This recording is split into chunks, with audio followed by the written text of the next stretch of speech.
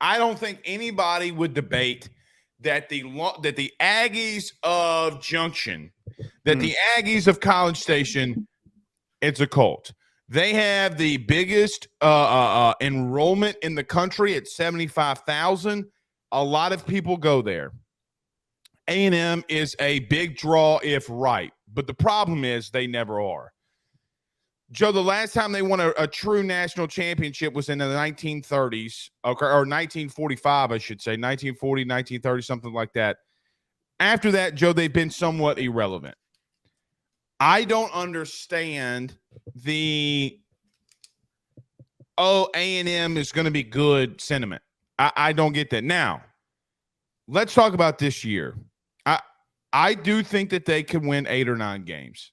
Okay, if or let me say it like this. I think that they have the talent to do that. I just don't know if they have the coaching to do that. Okay, I think that there's now. If Jimbo takes a step back from the offense and Petrino's able to do what he needs to do, I really do believe that they're going to be a lot better. Connor Wagman's a dude. Whether you like him, love him, or hate him, he's going to be a guy. That offensive line's got some serious talent on it. Receiver, yeah, okay, they're subpar. Let's see what they do at running back. But, buddy, they have talent. They got a 5-star running back this past year in recruiting in Reuben Owens. David Hicks was a defensive lineman that they got. Chase Basantis is an interior offensive lineman that I really think that could come in and play some significant snaps. They also go into the portal, okay? And they get some decent guys. So they lost a lot, but they got some. But they lost guys like Denver Harris. They lost guys like Anthony Lucas to USC. But they still have a crap load of defensive linemen. They were able to replenish. I think a guy like Sam McCall from Florida State could come in and do some serious things. Tony Grimes was a guy that I thought LSU, as an example, when he went in the portal, that they would go after. They still got guys. They still are going to be well coached on the defensive side of the football. I don't care what happens. The only way that they get back to 8 or 9 wins is if offensively they're able to bust a grape. The problem is, for me, I think it's the most intriguing team to some extent, but then the least intriguing team in some extent, Joe, because it's like if I told you right now, if Brian Kelly, Nick Saban, Lincoln Riley, whoever went to A&M and you saw the talent that they had on that roster, you would say, man, they're going to win 8, 9, 10 games maybe because of how talented they are. But since Jimbo has that roster, a lot of people are like, yeah, they probably stink. It's so intriguing to me that you can have so much talent like that and not be worth a damn. I'm just being real. There's 2 sides to this. And as I mentioned earlier, there is a vast spectrum for how this team can perform. They're either going to be way better than they were last year and back up to the expectation that we had at the start of the season last year where they could challenge the West and win the West. Or they go back to what they did last season and I don't think they're challenging and winning the West. But we'll get to that. Right. And as I said earlier, I don't think that's possible. They can still do some damage. They can still go 9-3, and they can still be at the top of the West and be in that conversation, but on the outside looking in. The positives here, I'm going to share the positives first, Blake. All right. Bringing in Bobby Petrino is very significant. I agree. As much as we can laugh at the guy for some of the stupid things that has happened off the field for him, he is one of the best offensive minds in college football over the last 20 years. And what provides me a lot of optimism for what Bobby Petrino can do is taking over and helping Connor Weigman develop with good receivers, guys like Evan Stewart, that can move this offense from being lackluster and archaic to explosive. And the biggest reason why is I love looking at the fact that Bobby Petrino in his time as a head coach and an offensive coordinator has had one of the most diverse groups of quarterbacks, and almost all of them have been highly productive. I look at from Ryan Mallett to Lamar Jackson to, I think Jacob Shelley was the name of the guy at Missouri State that he was coaching up. There are a lot of different players of different heights, different sizes, different athletic abilities different arm talents, that he has altered the playbook and worked around them to help set them up for success, which is the complete polar opposite of what Jimbo has done. Jimbo has said, this is my playbook. This is what we're going to run. We're going to run it. If you can't figure it out, tough shit. We're going to lose games no matter what. That's not literally what he's saying, but that's what we got last year. I think that if Petrino cracks through and he gets to call all the plays and there is no disruption, things can go very smoothly. And it is 1000% contingent on that. But the negative side of this, Blake, I don't have confidence that that happens. There was a quote that I pulled from the Texas A&M site on Sports Illustrated. I believe it was for the Lindy's preview for the SEC. And the quote was from an anonymous SEC coach. They said that the Jimbo Fisher, Bobby Petrino marriage sounds like a Nightmare on Elm Street scenario, doesn't it? I know them both, and they're both single-minded. It'll be interesting to see if Jimbo will keep his butt out of the way. Petrino is not a feel-good, Mr. Happy type of guy, but he's a great offensive mind. So what I'm learning from this is what we already kind of knew. But what it's telling me is if things go well and they can work cohesively, they're going to be fine. But they are both very, very hard-headed. And if one pushes back on the other, the train can come off the tracks very quickly, and it's already way off the tracks. Well, it's not far off the tracks with Petrino and Fisher. And bringing in Petrino is getting them back on the tracks. I agree. Now, listen, it could completely roll. You're not going to like this. Okay? You ready? I usually don't. But here's the truth that you're gonna one day have to admit. Jimbo, from an X's and O's standpoint, knows what he's talking about. He doesn't know how to execute. Well, he doesn't know how to execute it. Yeah. Okay. Like he doesn't know. He's stubborn. But here's why I think that it can work. You ready? Petrino can have the argument with Jimbo on why he's doing things that allows him to call the plays he's calling. Right? Like, I think that they see the game in a lot of the same ways, but Petrino is able to call it differently because he's been able to adapt and expand and evolve. Jimbo wasn't able to do that. But listen, I think you're right. If they allow Petrino to run what he wants to run, and with Fisher telling him what he sees, I think that they can be an interesting duo, a very interesting duo, because, listen, we give Jimbo a lot of crap, and rightfully so.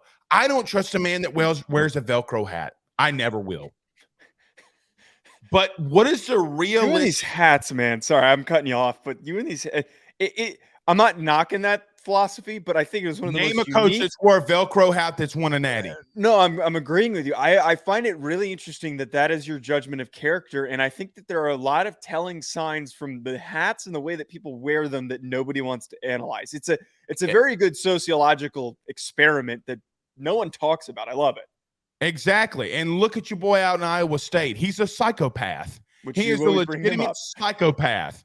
Okay. Anyway, I do think that it's an interesting dynamic between the both of them. But so listen, I don't know yet.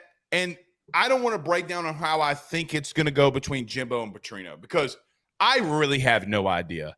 I can hear and listen to people, oh, it's going to work. Oh, it's not going to work. And I'm like, okay, well, you know what? Let's just see how it happens, because I think Jimbo is smart enough to know that, like, hey, man, I might really need to take a step back because I don't want to lose I don't think Jimbo wants to lose his job. I think Jimbo actually wants to be the head coach. Here's the thing for me that keeps me up at night. If I'm a defensive coordinator, you ready? Bro, I look at their running backs and I see Reuben Owens, Le'Veon Moss, Amari Daniels, and then I look at the receivers that you talked about. I look at Evan Stewart, who had a pretty decent freshman campaign, and Anaya Smith is returning. Then I look at what they have on the offensive line. Some of them are young, but they got Landon Robinson returning. Bryce Foster is returning. Cam Dewberry was a very talented guy. Trey Zahn is a very talented guy. Oh, by the way, they have Donovan Green and Jake Johnson that are at that tight end position, and we've seen that they utilize that position very well. They got guys, man. Like, they have guys. And by the way, they have a quarterback that's worth a damn. Like, they have a quarterback that is worth a damn in Connor Weigman. Look, you can say whatever you want. Dude, I went back last night and watched A&M versus Ole Miss. The kid can play, dude. I watched A&M versus LSU last night, and I'm like, man, this kid can really play. Whether you like him, love him, or hate him, the kid is doing a 1990s playbook. He's doing a fake bootleg. When's the last time you've seen an I formation bootleg in college? And you know what the problem is? The kid was performing during that, right? Like, he was performing when he did not have – Joe, they were running two-man routes, and he was lighting dudes up. He's lighting up LSU. He's lighting up Ole Miss. He's lighting up these different teams. And I'm like, man, what happens when Petrino gets in there and he's got a third, fourth, maybe even a fifth option in this route? I think that they get back to 8-4, possibly push it to 9-3. But the sentiment that I continue to hear that they're going to win the West, no, you're not. You're not better than Alabama. You're not better than LSU. And here's the truth. I don't think they're better than Ole Miss. I think the team to beat in the West right now is LSU. Whether you think I'm biased or not, they are the team to beat. And I've agreed with you every time you've said that, so it pains me. Here's the problem with that. A&M's got to go to LSU after what happened last year. A&M does not win in Baton Rouge. It does not happen. So you're going to lose that game. I promise you right now. You're going to have to take on Alabama. You're probably going to lose that game. I don't think you have the talent to beat Ole Miss right now. Well, let me not say talent. I don't think you have the team to beat Ole Miss right now. Now, if they did, if A&M came third in the West, it would be the least shocking thing to me of all time. You know why? They have guys. It just all comes down to, Joe, the one thing that it comes down to, can they get out of their own way? That's it. Absolutely. And if they can get out of their – because, look, I look at them on the defensive side of the football. Shamar Turner. Walter Nolan. McKinley Jackson. Oh, Jesus. Then you got Diggs on the edge. You return Edrin Cooper.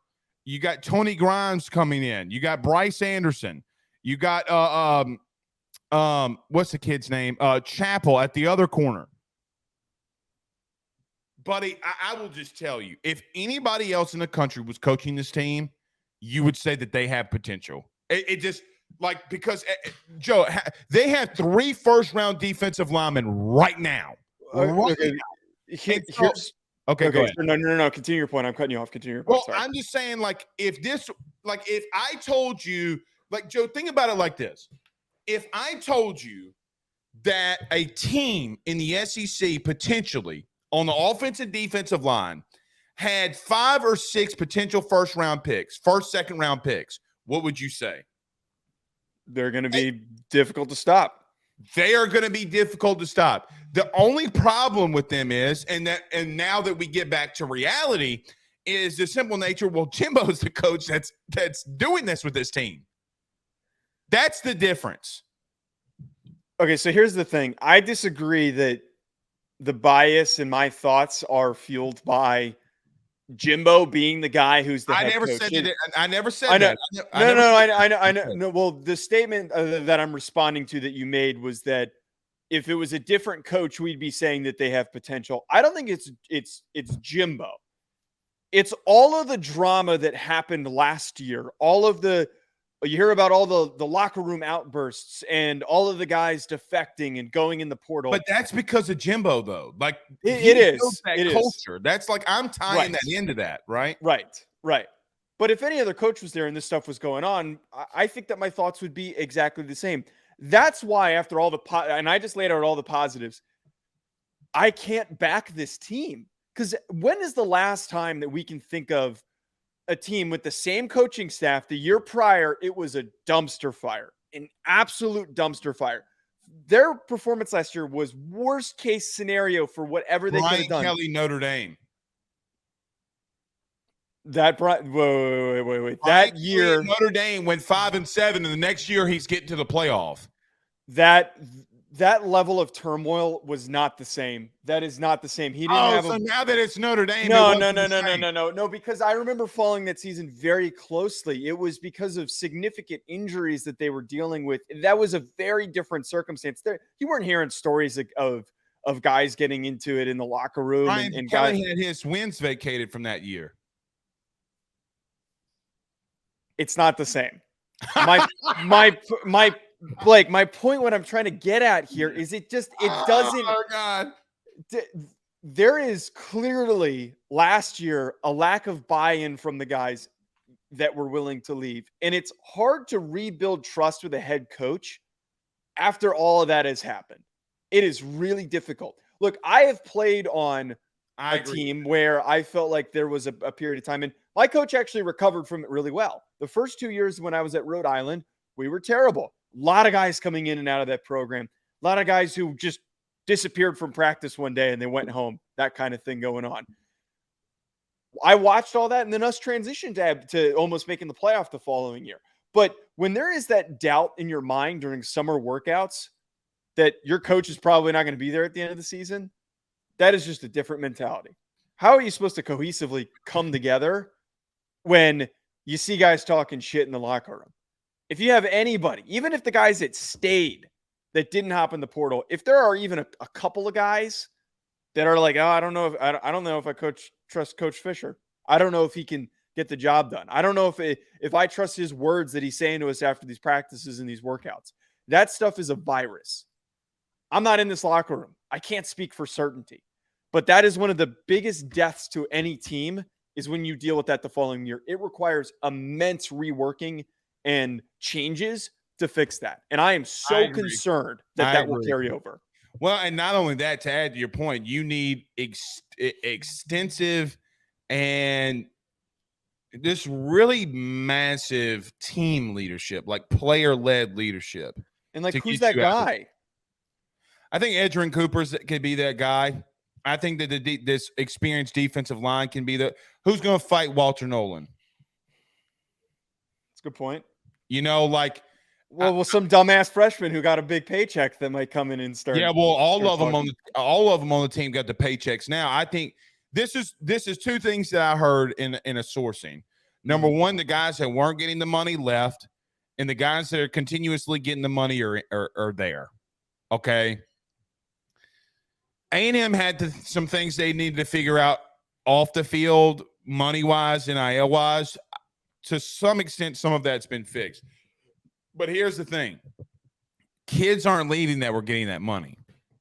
You know, like, you know, I was told that some kids were getting $75,000 a semester, and the kids that are making $75,000 a semester were not hitting the portal. Let's just call it, like, if you're making $150,000 a year, you're not leaving. Okay. I mean, we see pros all the time take big contracts to play on shitty teams. So no doubt. Like we saw Calais Campbell go to the Jaguars. Well, they actually almost made it to the Super Bowl, but right. I mean, at the time, like they were trash water. I mean, they were Bourbon Street trash water. All yes. right. Nevertheless, they, again, I hate to say this because it kills me from an LSU fan perspective. I just think they're intriguing. Now, here's the thing that the last part where I think they go more 8-4, 7-5 than 9-3. Ready? When I look at their schedule, they got New Mexico, I think obviously a win. I think at Miami, I don't trust Miami. I don't like Miami. I don't think Miami's good enough to do anything. I think Miami sucks. I think they go into Miami and win. They beat them last year. I think they're going to just hear me out. Don't shake your head. I'm not going to interrupt. I think that they beat ULM. Okay. I think they start the season 3-0. They got a tough Auburn game on September 23rd. They got a tough Arkansas game, the Southwest Classic in Dallas. Normally, A&M has run that. Like we saw A&M win that game last year. What makes me think that they can't win it this year? Here's the problem. They got Auburn, Arkansas, Alabama, at Tennessee, South Carolina, Ole Miss, Mississippi State. They got ACU, but then they end the year at LSU. That's it. That's a brutal stretch. The brutal stretch. They're lucky to come out of that with like a couple wins. Well, if they get 3 or 4 wins, they're going to have 7 or 8 wins total. That's a big ask. You're going to have to convince Miami's going to have to show me something before I think that they're beating any team in the SEC. I'm just being real with you. Yeah, I mean, I think that Tyler Van Dyke is going to be running for his outright life like he was last year. Joe, go back and watch that game. Go back and watch it. Like up front, and Miami didn't get 1,000 times better. They didn't. Neither did Texas A&M. Texas A&M didn't get 1,000 times better. They kind of stayed where they were because of the guys coming out and then coming in. It's kind of like a level. It's an equilibrium of where this roster is. I think that their success is going to be really contingent on if they can steal a couple games against the SEC opponents. They're not beating Tennessee, Ole Miss, LSU, Alabama. Tennessee might get bad fast. Yeah, that's a game that you get worked in. Auburn is a game that they can steal. I think that if Auburn, really a steal though in year one under Hugh Freeze, is that really a steal? We talked about it. I'm optimistic for Auburn. Like I think that if you have a new group of guys that are bought in and that are coming in, like that's a hard fought game and you pull it out in the end. I think that it's plausible for Auburn to win that game. I lean Auburn in that, but at the same time, as we're talking about here, Texas A&M has every capability to win that football game.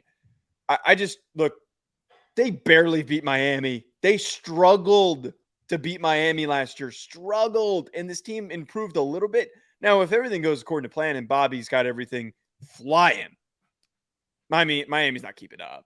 Tyler Van Dyke, he stinks. I lean a little bit that A&M got better offensively, but and I'm just going to tell you, I think Connor Weidman's better than Van Dyke. I don't think that people are giving Connor Weidman enough credit. I will give the credit where it's due. I really like Connor Weidman. He fits every single description that everyone looks for in the modern college quarterback that's going to be a top 10 he's kid. He's highly accurate. He's got a good arm. He's intelligent. He's got that Mahomes in him, man. And I know that is – everyone gets pissed off when you say that, but F you if you get pissed off when I say that because – the kid can play, Joe. Like, let's call it what it is, man. He's got some good improvisational skills. He can throw on the run. Like, all that stuff is, again, that Mahomes build. I'm not saying he is Patrick Mahomes, but he's got that Mahomes build that everyone looks for when you try to recruit that next quarterback. Look, I'm just telling you. I don't want to – here's the wild thing. You ready? I don't want to play A&M. Listen, you know why? Because at the end of the day, they are a team that we saw last year beat LSU, right? At the end of the year. Joe, they're an extra point, 2-point conversion away from back-to-back years beating Alabama.